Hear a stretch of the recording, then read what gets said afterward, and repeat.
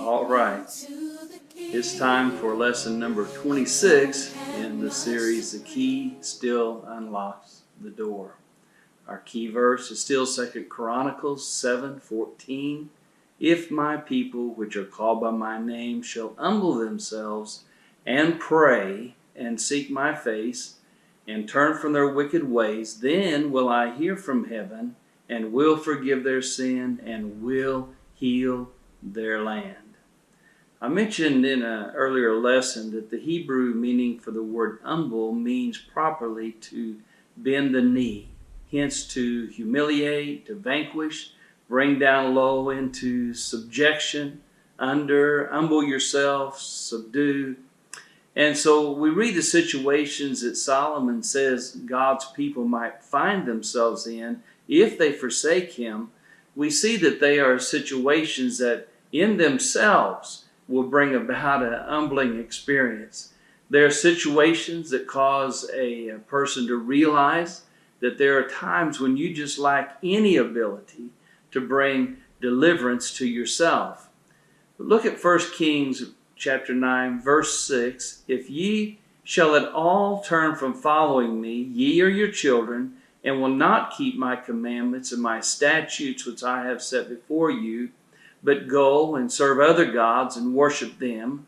Verse 7, then will I cut off Israel out of the land which I have given them, and this house which I have hallowed for my name will I cast out of my sight. And Israel shall be a proverb and a byword among all people.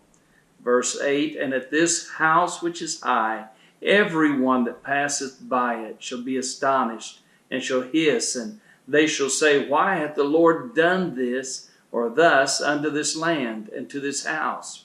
And then in verse 9 it says, and they shall answer, because they forsook the Lord their God. So you see, it's more than the situations that bring about humility. Sometimes God plays a part also. It's not his desire to do so, but as a father who loves his children, there are times when chastisement is necessary. When someone is given a ticket by an officer of the law, it's not meant for punishment alone, but it's meant to encourage reform. A criminal is not just put into jail as punishment, but in hopes that he will recognize the error of his ways and reform. Unfortunately, there are many that just don't get it. And so we end up with repeat offenders. And unfortunately, I think the church is often a repeat offender. In the respect of chastisement and correction that God himself plays in the act of bringing people to a state of humility that they need to experience before healing can begin, the most important part is still left up to us. So notice, first of all, in our phrase for this week that he says, if my people which are called by my name shall humble themselves. It always comes down to a decision on our part. You remember the prodigal son, he wakes up, finds himself in the pig pen, and that situation is humbling. But the father had allowed him to follow his free will and using his inheritance as he saw fit, and thus he took the road that led him to the pig pen. But the decision is now back in his hands.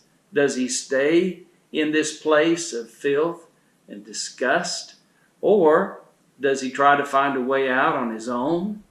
Does he humble himself and go back to the Father, undeserving as he may be, and ask for forgiveness, and even be willing to give up his position as a son and take on the position of a servant?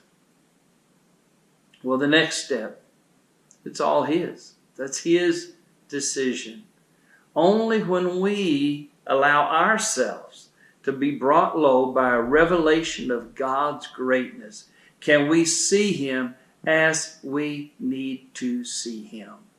Only when we subdue our ego can we find him as as the Lord of our lives.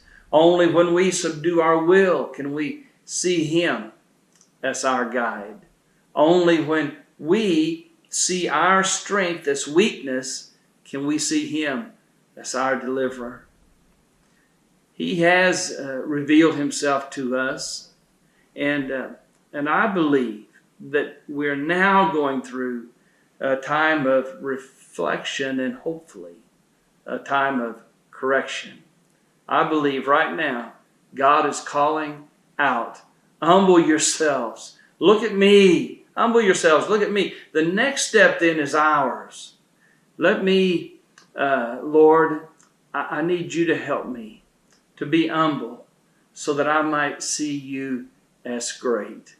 It's a time for the church to get past the ego and past the pride and past the we know how to do this and see God for who He is and who He wants to be in our life and recognize Him as such. And it's time, I think, it's time for the church to pray because we seriously need revival.